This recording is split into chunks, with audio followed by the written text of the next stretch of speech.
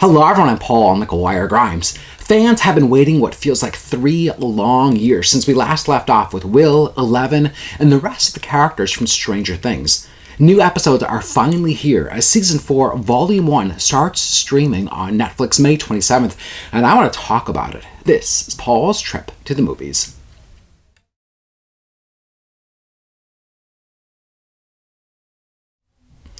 Now, a lot has changed in the 6 months since the epic battle at the Starcourt Mall.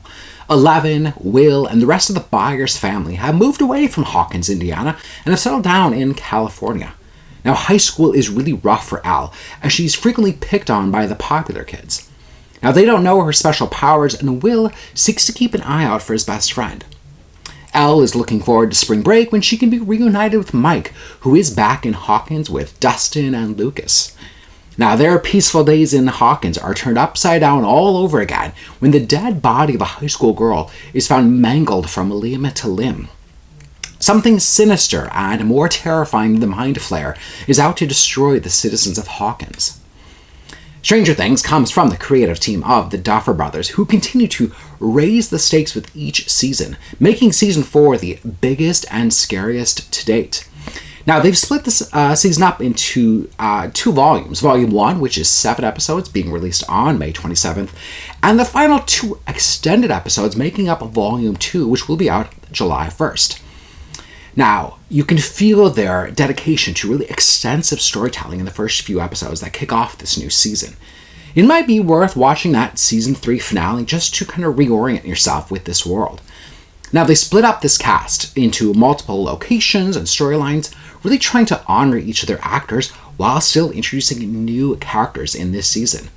Now, some of the characters I think feel a little extraneous and really could have been cut down to really trim this runtime and keep the momentum up. Now, the first episode acts as kind of a catch-up as to where everyone is at this season and the trauma that many of them are still facing. The Duffers ease their way in with all the trouble and turmoil that comes from high school. Meanwhile, Winona Ryder's Joyce believes that Sheriff Hopper, played by David Harbour, is still alive and being held captive in Russia. The Duffers know that we like to binge this series, so while the first episode may be a soft start, it ends with a bang, introducing us to this season's big baddie, a ferocious, violent, mind-controlling villain.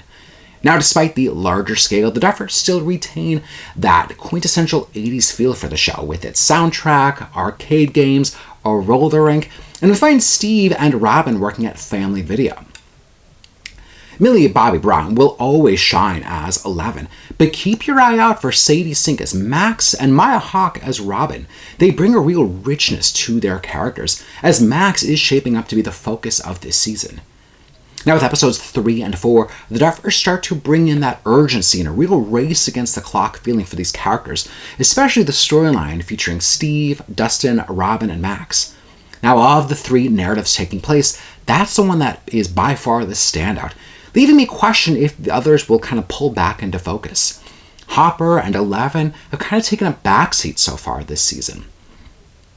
It's clear that the Duffers have a really daunting task to really up the ante with bigger and bolder creative choices.